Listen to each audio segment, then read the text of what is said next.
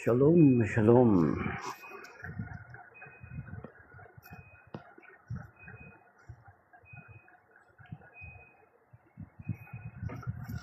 Shalom mga kapatid, isang pinagpalang araw ng Huwebes sa ating lahat. At narito na naman tayo ngayon sa ating preaching in the Well Learning Series, kung saan binabasa natin ang Ebanghelyo ng Panginoon na binabasa sa lahat ng mga Katolikong simbahan, na siyang binabasa natin at pinagninilayan. At from time to time, or tinatalakay din natin ang ating pananampalatayang Katoliko, sapagkat kung hindi natin pag-aralan ang ating pananampalatayang Katoliko, time will come, ibang mga sekta ang siyang mag-aaral sa atin, at kinakailangan alamin din natin ang kasaysayan, sapagkat sinasabi nga ni Cardinal John Henry Newman, na sabi niya, to be deep in history is to cease being a Protestant. So kinakailangan alamin natin yung kasaysayan natin, alamin natin yung ating pananampalataya. Kung hindi, ay even our family ay magiging biktima ng pagkahati-hati at pagkakanya-kanya, mga kapatid. So, okay.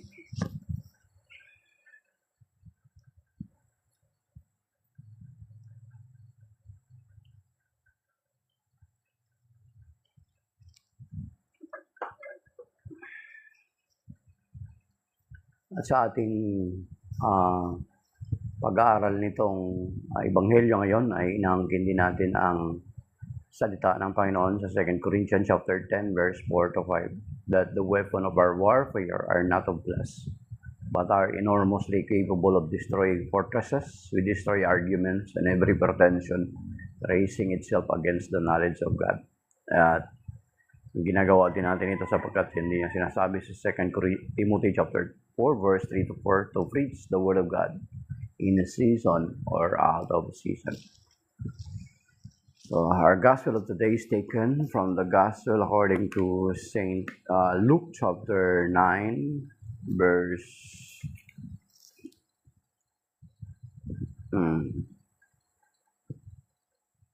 7 to 9. Glory to you, Lord.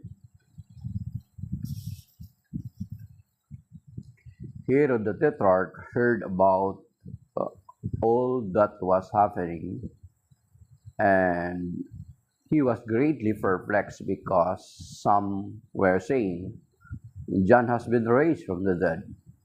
Others were saying, Elijah has appeared. Still others, one of the ancient prophets has arisen. But Herod said, John I beheaded. Who then is this about whom I heard such things? And he kept trying to see him. The Gospel of the Lord. Praise to you, Lord Jesus Christ. Ayan.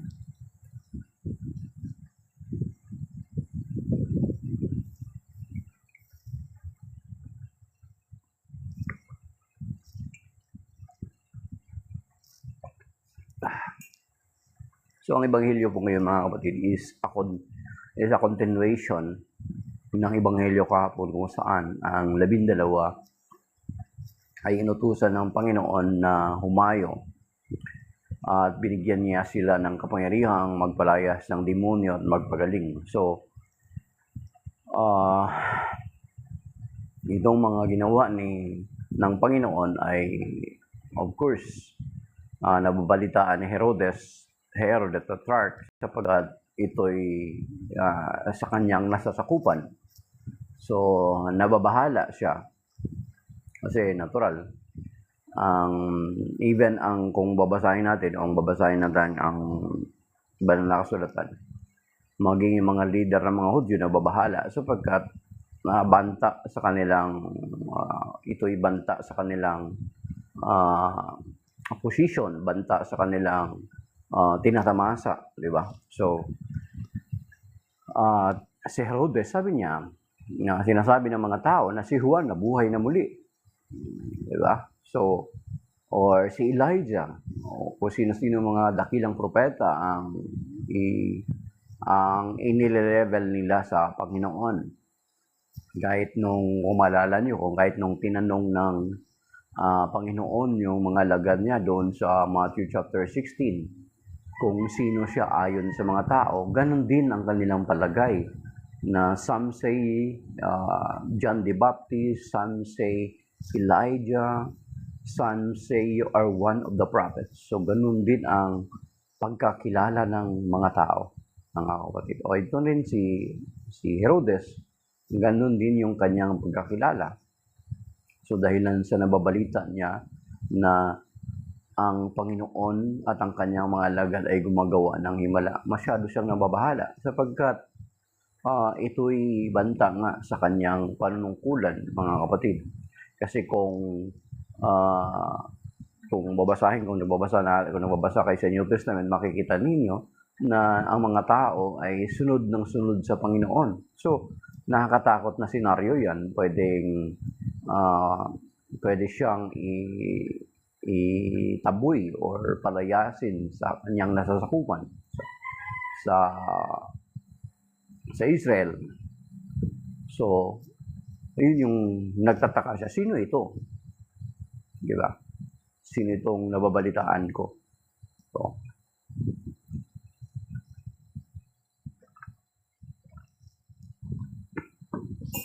So, kung titingnan natin kahit nung bago papugutan ni Herodes si John the Baptist, is kahit nasasaktan siya doon sa sinasabi ni John, ay gusto niya pa rin pakinggan si John. Pero kung titingnan natin, hindi niya magawang magbago. Diba? Bakit? Isa sa reason, makikita natin mga kapatid, yung nakakapalibot sa kanya na tao. Diba? Isa sa reason kung bakit napapagutan niya yung kanyang si John is because of pride sa kanyang pangako doon sa kanyang mga nakapaligid sa kanya. Diba?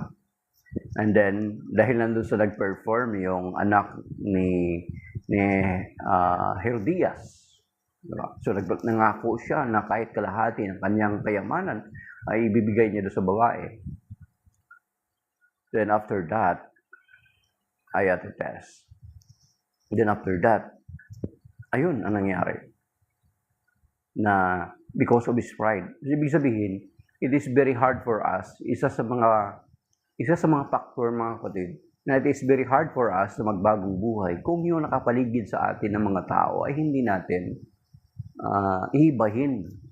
Hindi tayo makawala or hindi tayo makaalis doon sa mga taong ganun. Kung gusto natin magbago, mga kapatid, kung gusto natin makapag-decision sa sarili natin, kinakailangan mawala tayo doon sa pressure na yun, mawala tayo doon sa mga tao na yun. Ganun ang niya kay Herodes kasi natural, yung pride niya, yung honor niya. No. Diba? So, plus yung kinakasama niya, yun yung nagbunsod na para mapugutan si John. Actually, kahit nasasaktan si Herodes, kung basahin niyo mga kapatid, kahit nasasaktan si Herodes, gusto niya pa rin pakinggan si Juan. Pero dahil nandun sa kanyang pangako, dahil nandun sa kanyang pride at sa bunsod ni Herodias, na inutos sa kanyang anak na papugutan si John, wala siyang magawa kundi sundin because of his pride and because of the pressure. Diba? Kaya nga, kung gusto talaga nating magbago, mga kapatid, is kumawala tayo doon sa mga taong iyon. Umalis tayo doon from that group and then maghanap tayo ng mga tao na makakatulong sa atin sa ating pagbabago. Kasi yung sinasabi nga sa 1 Corinthians chapter 15 verse 33, mga kapatid, pakatandaan ninyo na ang masamang kasama ay nakakasira ng mabuting pag-uugali. Diba? So, ganun ang mangyari.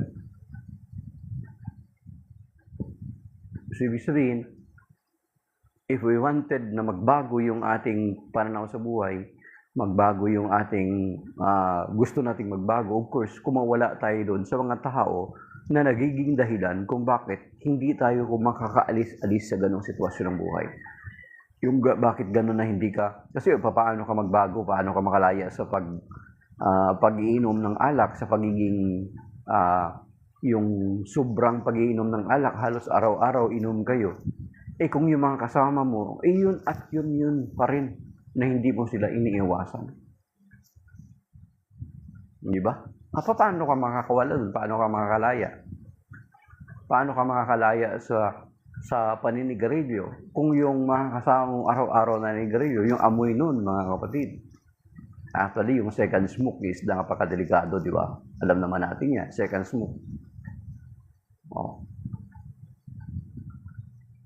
Pero merong technique na kilala ko. Ang technique niya, mga kapatid, ay ito yung ginawa niyang dahilan. Halos kung uminom daw sila, halos magdamag yan. Okay, magdamag. Tapos, ang problema is either na siya gising pa, yung iba niyang kasama ay tulog na. Bumili siya ng alak. Ang ginawa niya, bumili siya ng alak. Tag-iisa, sabi niya, sige, tag-iisa tayo ha. Kailangan maubos natin to. Hanggat hindi natin maubos yan, ay hindi natin titigilan. Walang tulugan. Pero kapag hindi natin maubos yan, ay sa sunod, ay hindi na ako makikipag-inuman sa inyo. Yan yung ginawa niyang rason para makawala sa doon. Ay hindi nila naubos, natutulog sila. Ay ayoko na. Hindi naman kayo tutupad sa usapan. Yun yung narinig ko na kwento ito ng kakilala ko, mga kapatid. And with that, sa pamagitan ng ganung style, nagkakaroon na siya ng rason na umiwas. Sabi niya, ayoko na. Hindi naman kayo tumutupad sa usapan. So yun, hindi na siya nagumon doon sa pag-inom ng alak na halos gabi-gabi na walang tigil, walang talagang mga kapatid. Ayun, kakilala ko. At yung isa na nakakilala ko rin, kasama ko. Hindi ko rin banggitin yung pangalan. Ngayon, kahit tumikim ng alak, ay ayaw niya na, mga kapatid. Talagang nakalaya din sa sobrang inom ng alak. Talagang sabi niya magdamag. Talagang walang tigil. Pero yung kakilala ko, dalawang tao yun. Yung ginawa niya, hindi na siya nakikipag-inuman. Kasi wala siya magawa, mga kapitbahay niya. So gumawa na lang siya ng paraan. Yun yung diskarte, kumbaga style, para lang siya makawala doon. Kasi kung hindi siya gagawa ng ganun, ay wala siyang rason, lagi siyang tatawagin. Kaso lang nag-set siya ng standard. Okay? So yun. So ito yung si Herodes, na siya ay nababahala siya, or pagpalagay natin, nakokonsensya si Herodes na bakit hindi na ito si Juan.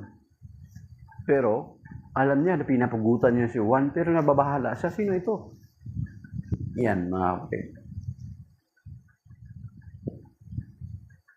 Kasi sa atin,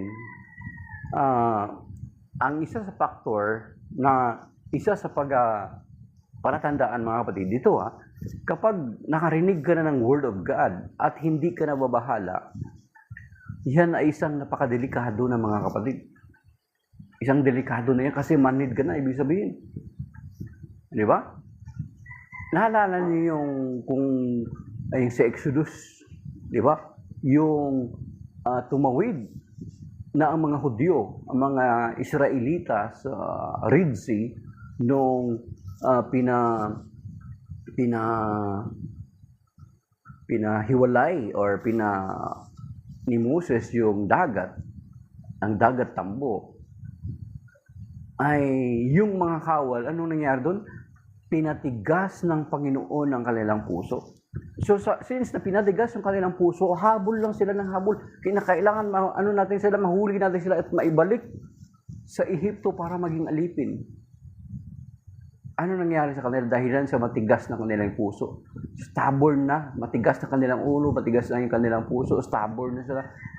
They have already a callous heart. Kaya nung bumalik yung dagat, patay sila lahat. So, ibig sabihin mga kapatid, once na hindi na tayo nakakaramdam ng tinatawag na konsensya, na para bagang wala ka ng pakiramdam, wala ka ng pakialam mga kapatid, hindi ka na nababahala, yan ay isang napakadelikadong sitwasyon sa buhay mo. Manhid ka na, delikado po yan. Kapahamakan po yan mga kapatid. Umiiral na yung pride. Di ba? Umiiral na yung pride. Kapag makakakita ka ng ganitong mukha, sino naman yan? Hindi naman yan kilala eh. Hindi naman yan si Bo Sanchez. Hindi naman yan sino bang mga sikat na mga preacher. Bakit ako makinig dyan? Di ba? Mga ganun. It's pride already mga kapatid. Umiiral na yung pride mo. Pero kung wala kang pride, hindi mo i-consider kung sino yung mukha na nagsasalita, kundi yung salita. Di ba? Hindi mo i-consider kung sino yung salita, kundi yung mensahe. You are not anymore looking at the face of the messenger, but you are listening to what the message is. Mga kapatid. So kapag stubborn ka na, delikado yan. That is already pride. Umiiral na yung pride sa iyo. At alam naman natin na ang pride na sinasabi ay sinasabi doon sa Proverbs chapter 16 verse 18, di ba? Pride goes before destruction. Ano bang nangyari ngayon dito sa mga scandals ngayon, mga kapatid? Na lumutang. Actually, ang Panginoon na gumawa ng paraan eh. Nasabi ko nga sa inyo, ako, last other year, nabanggit niya patungkol sa flood control, hindi ko pinansin. Ang dami na raw mga accomplishment na flood control. Pero nitong pangalawang taon, na binanggit na yung flood control ulit. At hindi lamang nalaman na rin nila na may mga ghost project na rin. Ano nangyari? Actually, ang Panginoon na mismo nag-expose. Umulan ng umulan, bumaha ng bumaha. At yung mga project na pinagagawa nila ay nasira at wala palang mga bakal. Halos Luzon, Visayas, Mindanao. Naliban sa Mindanao, doon sa Davao, pinagmamalaki nila na maganda yung nila doon, yung quality.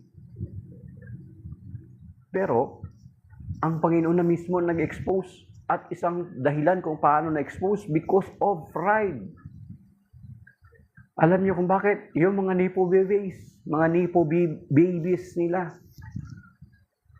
nagpo-post ng mga mamahaling damit, mga mamahaling mga ari-arian. Hindi ba? Yung isang pamilya na asawa ng isang naging sikat na artista, ano nangyari? Di ba? Napupunta sila doon sa lugar nila, kailangan nila mag-helicopter, nakayate. Pride. Sana sila ngayon. Ayun yung sinasabi sa Proverbs 16 verse 18. Pride goes before destruction. Kaya si Herodes, hindi natin alam. We cannot judge Herod kung naligtas ba si Herodes. Kasi makikita natin si Herodes ay nakukonsensya pa, natatablan ba siya ng konsensya niya. Maliban doon kay Herodias, si Herodias, palibhasa, ay nakikinabang doon sa yaman ni Herodes. Siya yung nag-udyok para mapagutan si John the Baptist. Di ba? Yan ang delikado kung minsan, mga kapatid. Parang nasisilaw ka na doon sa kayamanan na meron ka. Kaya kung minsan, para mapanatili mo yun, ay kinakailangan patayin mo or patahimikin mo yung mga kumakalaban sa iyo. Sa politika, ganyan sa atin sa politika. Yan yung ginagawa nila. Doon sa si Father Darwin Gitgano, ewan ko lang kung siya lang yata yung pari na ganun. Sa Leyte, sa Bohol. Sabi niya, ipakukulong ko kayo kapag babalitaan ko at may ebidensya na bibilihin niyo yung mga buto. Kasi kung hindi binibinta ang buto, sabi niya, marami sana tayong napapakilabangan.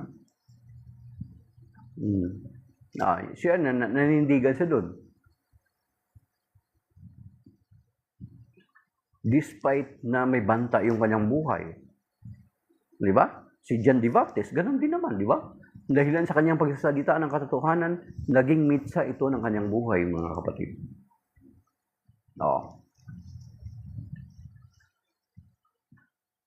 Yan. So, Herodes, nang nabalitaan niya na ang Panginoong Kristo gumagawa ng mga himala at babalaghan kasama ng kanyang mga alagad, ay nababahala siya. Pero kung titingnan natin, si John the Baptist, di ba? Nung si John the Baptist, kung titingnan natin bago ipuputan si John, gustong-gusto niyang pakinggan si John despite na nagpipreach si John against him. Pero yun nga, si Herodias, yung kinakasama niya na asawa ng kanyang kapatid, na si Felipe, ay galit na galit kasi nakikinabang nga sa kayamanan ni Herodes. Gahaman, tuwang-tuwa siya doon sa position. Diba? May muray na ka ng hari. Hindi ka ba matutuwa doon? Ngayon, at itong pagdating naman sa Panginoong Kristo, di ba? Nung nahuli ang Panginoong Kristo, gustong-gusto pakinggan ni Herodes ang Panginoong Kristo. Hanggang sa pinabalik niya kay Pilato. Hindi niya mahatul-hatulan. Hanggang sa, di ba, kung babasahin natin, naging magkaibigan sila ni Pilato because of that. So, si Herodes may konsensya pa, mga kapatid. Pero, pag dumating sa atin, yun nga sinasabi ko na kapag dumating sa atin, na wala na tayong pakiramdam, hindi na natin, binabaliwala na natin yung Word of God, hindi natin pinapansin, kapag makarinig ka ng Word of God, sabihin natin, nagpipreach ng Word of God, katulad dito, who you? Hindi ka naman si Tagle, sabihin mo ganun. Hindi ka naman si Bo Sanchez. Di ba? Mga ganun. Ang concern mo is, pero ang totoo niyan, kung si Cardinal Tagle o si Bo Sanchez, hindi ka rin naman nakikinig. Ang pride yung umairal sa'yo. Kasi halimbawa, di ba sa atin, ako, may mga nagpipreach. Halimbawa, may mga nagpipreach sa mga marketplace. Of course, alam mo naman na hindi mo naman sila kaisa sa pananampalataya. Pero, kung ayaw mo silang tanggapin mo kung ano yung sinasabi nila. Yung halimbawa, nag-preach naman sila, hindi naman debatable issue. Ako bilang Katoliko, kapag ang pinipreach mo sa akin, kapag halimbawa, Kristiyano ka, nasa ibang sekta ka, hindi ka Katoliko, you wanted to share to the Word of God, okay na sa akin, huwag lang debatable issue. Huwag lang yung magre-raise ka ng issue against our Catholic faith. Kasi, once na mag-raise ka ng issue against our Catholic faith, na alam ko na mali yung sinasabi mo, ay talagang sasagutin kita. Pero kung sa-share ka na alam mo talagang ang Diyos ay mabuti, ang Diyos ay pag-ibig, diba? Nga sa isipin, 1 John chapter 4 verse 8, ang Diyos ay pag-ibig. Talagang napakabuti ng Panginoon. Okay sa akin, kasi common ground natin yun. Pero pag sinabi mo na, ay, alam mo, ang iglesia ng Panginoon na itinatag ay natalikod at ang aming kapatid na si Kaburnok ang siyang hinirang ng Panginoon na magtatag nitong muli. Hindi mo ako mapapatahimik with that, mga kapatid. Talagang magsasalita ako. That is true. That is not true. That is false. Okay? Pero kung magsalita ka sa akin, common ground, not debatable issue, magsishare ka sa akin sa Word of God, okay lang sa akin. Kaya yung kapatid ko dati, ito mga kapatid ay ikukwento ko sa inyo. Ay, Mystery of Faith pala, sige, Iglesia Catholica dito. Yung kapatid ko dati, nga sabi ko sa inyo, kapatid ko na pastor, natural, yung naging pastor ko na kapatid ay natural. Gusto niya, ano rin yan pride din yan natural. Yung dagdag din sa credibility niya yan na bilang pastor na sa aming magkakapatid. Kung pastor siya, yung lahat ng kapatid niya naakay niya. Pogi points yan sa kanila mga kapatid. Ngayon, kung pastor ka, pero yung mga kapatid mo ay hindi mo maakay sa iyong pananampalataya, that is a question. Question niya sa credibility.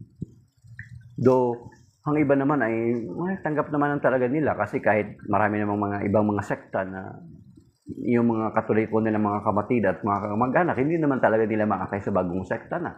Sa bagong sekta nila, especially kung yung mga kapatid nila mga Katoliko ay may alam sa kanilang pagiging Katoliko. Yung kapatid ko, pastor, nakauna, nung unang pag-uusap namin, talagang may pagtataas pa ng boses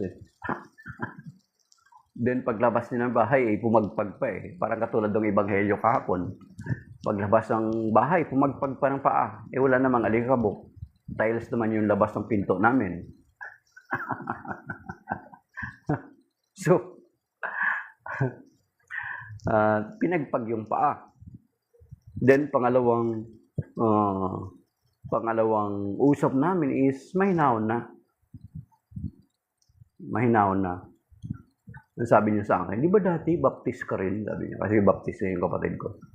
Yung kinabilangan ko dati na baptist is Southern Baptist, isa sa mga original na baptist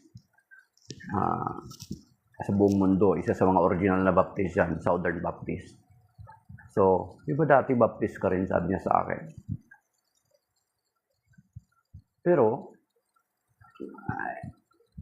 hindi na kami nagtalo. Sabi ko, natural. Kung alam mo na yung totoo at mananatili ka pa rin sa kasinungalingan, yun yung dust of the feet of sandals testament against yun bilang patunay ayun. Yan sabi ni Mystery of Faith, dust of the feet of sandals testament against you. Pero most of the time parang ang nangyari is parang sa kanila, especially sa ibang mga sekta, is parang condemnation. Yun yung purpose nila.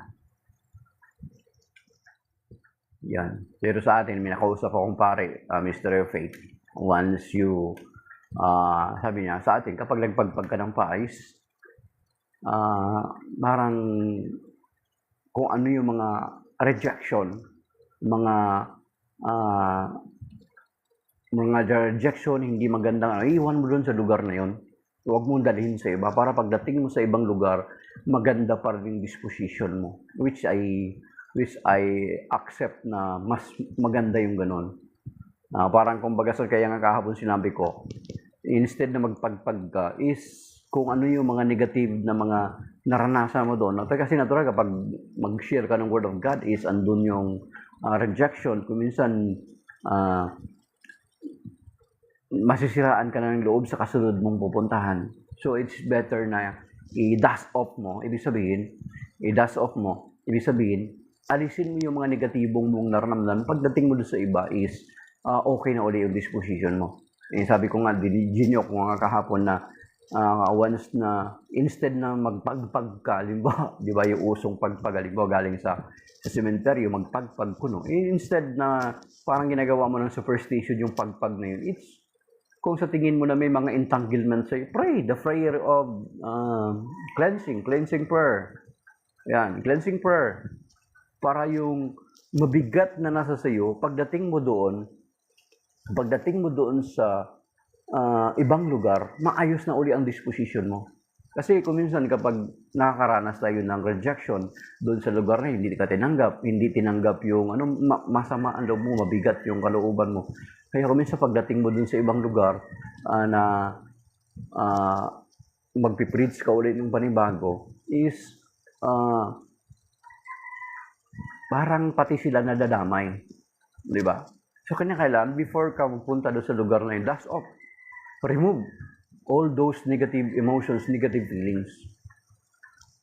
Ay yung si Apare yung nag-share nun sa akin. Though may exegetical, deeper exegetical meaning pa naman tong dusting off. Ibig sabihin, to remove, parang warning yun at the same time. Kung babasahin natin yung kahapon na Ebanghelyo, balikan natin. It's a warning sign. Parang warning din. Ayan ito pinagbag ko yung alikabok na nagbula dito sa inyo. So, yun. Okay, so yun. So instead na magpagpag ka, yun nga, sinama na natin. Instead na magpagpag ka, na para bagang nagiging superstition na, di ba? Halimbawa, katulad din yan, galing sa sementeryo, magpagpag daw. Yung sa amin nga yung dahon ng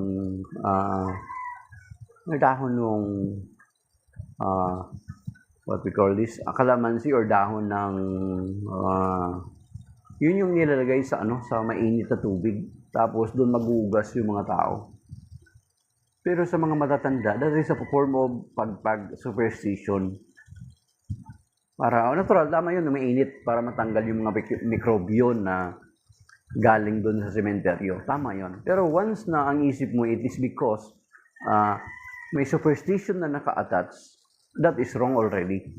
So kung gusto nating magpagpag mga kapatid, especially sa mga parang nahuhulog na doon sa superstition, yung pagpag sinasabi para hindi nasasama yung mga kung ano yung mga doon sa bahay nyo.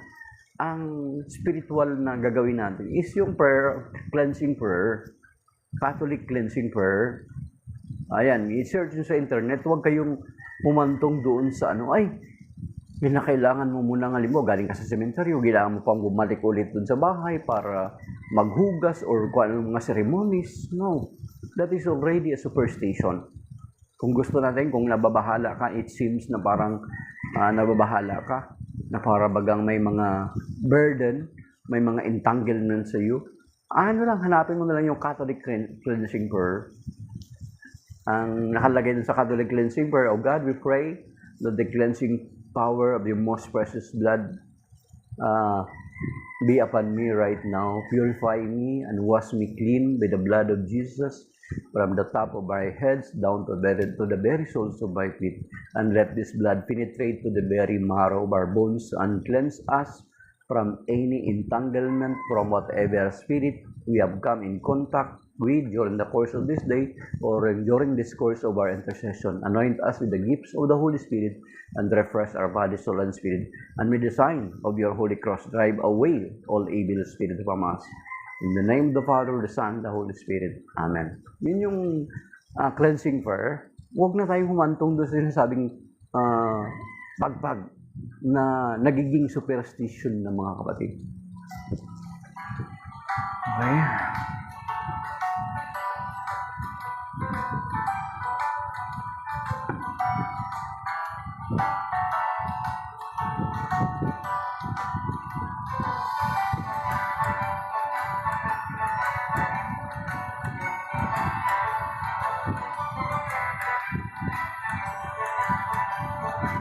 Okay,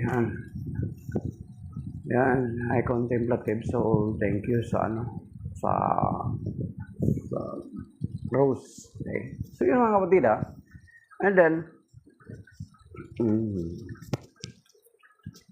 yung bantayan din natin ang ating sarili na baga yung hindi na tayo nakakaramdam ng conviction Hindi na tayo nakakaramdam ng parang kapag nakakarinig ka ng Word of God is parang nothing na sa'yo, wala na sa'yo, baliwala na sa'yo. Kailangan suriin mo rin yung sarili mo. Diba? So, kailangan once na nakarinig tayo sa Word of God, katulad ni Herodes, nakakarinig siya sa pangangaral patungkol sa Panginoong Kristo, ay dapat andun, nakakaramdam tayo ng conviction. It is whether na sino man niyang nangaral na yan. Ang importante is yung mensahe, hindi yung mensahero. Yan. So yun, tandaan natin mga batid, na baka kung nakakarinig ka ng Word of God na or parang baliwala na sa iyo ang patungkol, yung mga bagay na patungkol sa Panginoon, wala na, baliwala na sa iyo. Yan ang delikado, mga kapatid. Parang wala nang sense sa iyo yung wala ka ng sense of conviction, wala ka ng sense of religiosity. So, si Herodes, meron pa rin, kahit sabihin mong masasabi natin masama siyang tao. Pero makikita natin na si Herodes ay nakadarama pa rin ng conviction, mga kapatid. So, sana tayo ganun din. Or else, baka umiiral na sa atin yung pride, umiiral na sa atin yung pagiging stubborn, yung pagiging obstinate, yan, hard-headed. Ano ba nung sabi doon sa ang sinasabi doon sa Psalm, sabi niya, if you hear, maging doon sa Hebrew, today when you hear the voice of the Lord, harden not your heart. Okay? Kung may mga tao na nagiging dahilan para hindi tayo makapagbagong buhay, then kumawala ka sa mga taong ganun, mga kapatid. Maghanap ka ng mga tao na makakatulong sa iyo na magbagong buhay. Kasi once na hindi ka umalis dun sa circle of influence mo na previous mo na kinalalagyan ngayon, kaya hindi ka makapagbagong buhay, then find other people na makakatulong sa iyo para makapagbagong buhay. Si Herodes hindi niya magawa-gawa. But of course, sabi ko nga sa inyo, may sense of conviction pa rin si Herodes na nababahala pa rin siya, nasasaktan pa rin siya, na kahit nasasaktan siya, gusto niya pa rin pakinggan si Juan at ang Panginoong Kristo. So, ibig sabihin, hindi natin alam at the end of the life of Herodes, hindi na binanggit sa Biblia kung tinanggap niya ba ang Panginoon or not. Pero meron siyang tinatawag na sense of conviction. So, tingnan natin sa ating sarili, mga kapatid.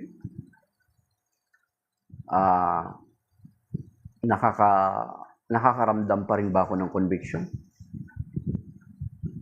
Nakakaramdam pa rin ba ako ng konsensya? Kapag narinig ko yung Word of God? Pero kung hindi, maybe that is the time for you to search or to retrospect mo yung self-retrospection na tinatawag. Baka umiral na sa iyo pride. Pag ang pride na yung umiral sa iyo, ay hindi ka makikinig katulad ditong tao na nagsasalita na ito kasi hindi naman to kilala wala akong hindi to kilala, di ba? Bakit ko naman pakikinggan? Pero kung humble ka, you're not after kung sino yung magsasalita, pero kung ano yung sinasabi. Di ba? Yun yung tanda natin, mga kapatid. Ang taong mapagkumbaba, hindi niya titingnan kung sino yung nagsasalita, kundi kung ano yung sinasabi. Di ba? So, alalahan natin, God can use everyone. God can use each and every one of us. No? Ang tanda natin yung mga kapatid. Sapagkat yung sinasabi sa 1 Corinthians chapter 1, pinipili ng Diyos mga mangmang sa tingin ng sanlibutan para hiyain ang mga marurunong. Okay? Remember that, mga kapatid. Okay, sa 1 Corinthians, balik po bago tayo magtapos, mga kapatid, kasi medyo maaga kami ngayon nakalis. Hindi sa 1 Corinthians chapter 1, mga kapatid, puntahan nyo sa Bible nyo. Okay? Andyan na. Basahin ko yung binanggit ko. Sa Tagalog, sabi dito.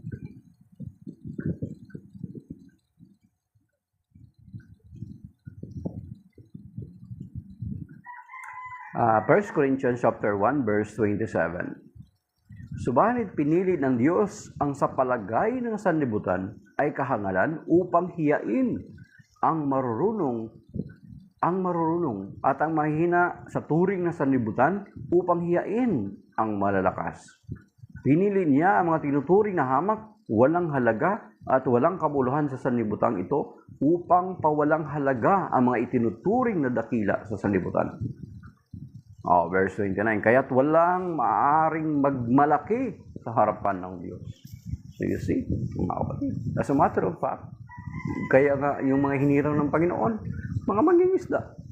Di ba? Kahapon, di ba? Pumili sila ng mga alagad. Ang hinirang niya, mga simpleng tao. Mangingisda sina Pedro, at yung mga kasamahan. Si ano lang doon, si Mateo, yung tax collector. Okay?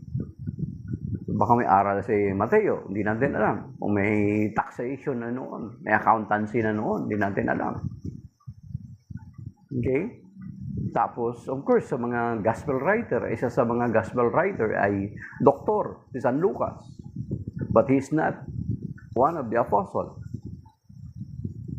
Kaya pero yung sinasabi dito ng Panginoon, kaya nga yun yung tandaan natin mga kapatid. Huwag tayo laging titingin na, sino ba yan? Hindi naman yan si Bo Sanchez. Huwag ka makinig dyan. Di ba? Mga ganon. Kapag sa Catholic, di ba? Mayroong mga ganon eh. Talagang namimili na. Actually, yung ganong klaseng ugali mga kapatid, nasa Bible din. Doon sa 2 Timothy chapter 4, verse 3 to 4 hanggang 5. Sapagkat sabi niya, preach the word of God in season or out of season. Because time will come that people.